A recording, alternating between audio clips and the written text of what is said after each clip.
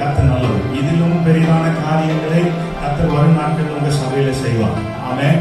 விசுவாசிகளா இருக்கிற நீங்கள் நல்ல ஜெபத்தோடு போதகருடைய தரிசனத்தோடு, ஆமென், உங்க சுய தரிசனம் அல்ல, போதகருக்கு கர்த்தர் என்ன தரிசனம் தந்திருக்கிறாரோ அதற்கு துணை கொண்டு போங்கள். கர்த்தர் நிச்சயமாக இதிலும் பெரிதானவைகளை காண்பதற்கு சீக்கிரத்தில் உங்களுக்கு செய்வார். எத்தனை பேர் விசுவாசிக்கிறீங்க? ஆமென் சொல்லுங்க பார்க்கலாம்.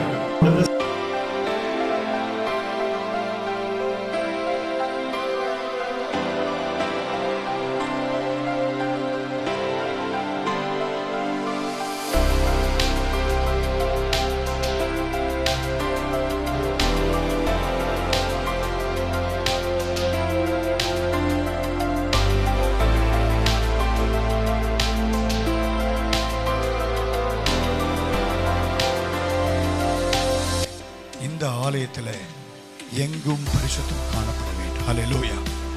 எதிலும் பரிசுத்தம் காணப்பட வேண்டும். போக்கிலும் பரிசுத்தம், வருகையிலும் பரிசுத்தம், எல்லாவற்றிலும் பரிசுத்த வைராக்கியத்தை உடையவளாக வாழ வேண்டும் என்பதை கர்த்தர் எதிர்பார்க்கிறார்.